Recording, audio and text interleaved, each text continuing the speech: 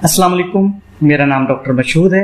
Welcome to medicine, जिसमें हम हर बीमारी के बारे में बिल्कुल लॉजिकल तरीके से सोचते हैं। आज हम बात करेंगे छोटे बच्चों के चेहरों पर बनने वाले सफ़ेद निशानात के बारे में, जो आमतौर पर मशहूर है कि ये कैल्शियम की कमी या आयरन की कमी की वजह से बनते हैं, जबकि ऐसा बिल्कुल भी नहीं है। इसकी असल वजह क्या है, आइए जानते हैं।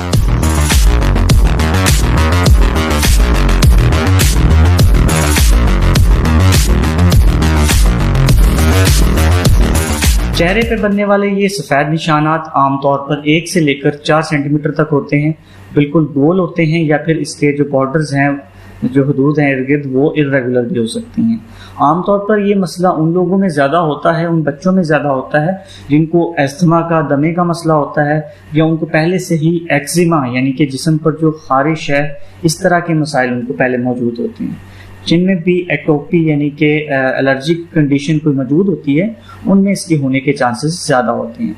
इसके अलावा अगर ये एटोपी की वजह से यानी कि एलर्जी की वजह से ना हो, तो दूसरी वजह जो है वो फंगस का इन्फेक्शन है। उस सूरत में इसे पिट्रेसिस वर्सिकोलर कहते हैं, जिसमें ब्लू कलर इसका होता है।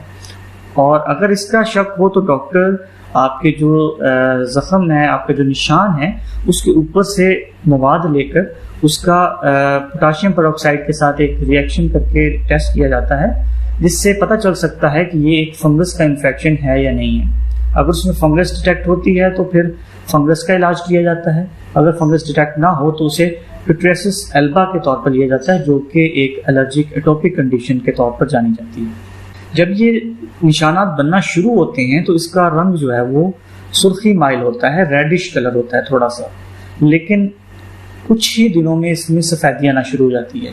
इसमें इतनी हल्की सी लालगी होती है कि अक्सर लोग इसको नोटिस ही नहीं करते। उनको ऐसा ही महसूस होता है कि हमारे चेहरे पे शुरू से सफ़ेद निशानात ही बने। इसके ऊपर छोटे छोटे स्केल्स बनते हैं, खुश्की होती है थोड़ी सी, और खारिश भी हो सकती है। इस मसले को डायग्नोज करने के लिए सिर्फ आपकी जो हिस्ट्री और एग्जामिनेशन है, डॉक्टर का चेकअप, वही काफ़ी होता है। अगर दूसरा मसला हमने देखना हो फंगस के इन्फेक्शन का, तो उसके लिए पोटाशियम पेरोक्साइड वाला टेस्ट करवाया जाता है। और अगर विटिलिगो यानी कि जिससे फिलवेरी कहा जाता है हमारी लैंग्वेज में, अगर उसका शक हो तो वुड लाइट एग्जामिनेशन जो है वो किया जाता है, वुड्स लाइट एग्जामिनेशन किया जाता है, जिससे हमें इन दोनों में फ़र्क महसूस हो जाता है।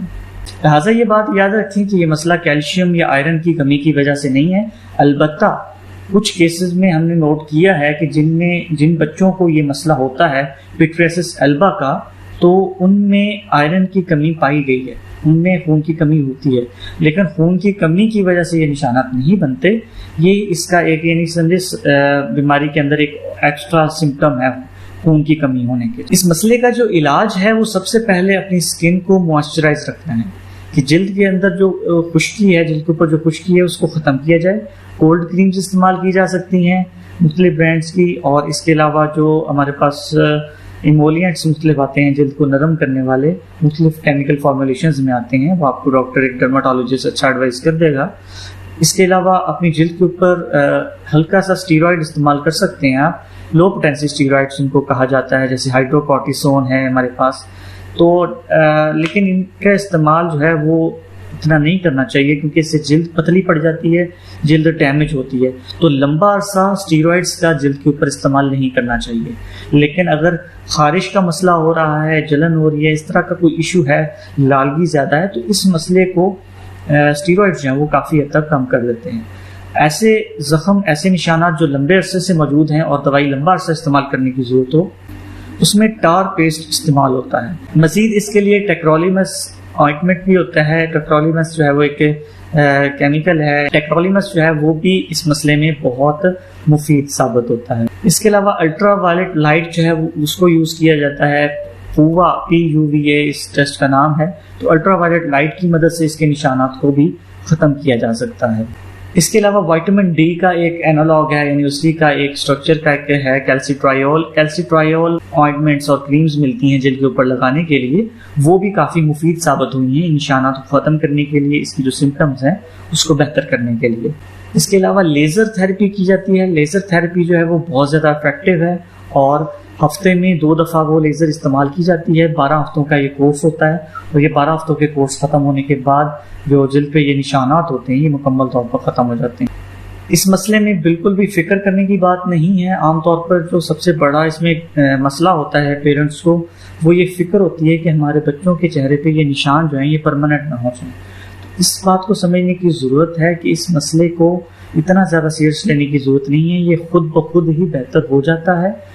ये 1 मंथ से लेकर 1 महीने से लेकर 10 साल के अंदर अंदर मुकम्मल तौर पर चेहरा साफ हो जाएगा। आमतौर पर कुछ ही माह में ये चेहरा बिल्कुल साफ हो जाता है, लेकिन अगर साफ ना हो रहा हो तो इन ट्रीटमेंट्स का इस्तेमाल किया जा सकता है जो मैंने भी आपको बताए।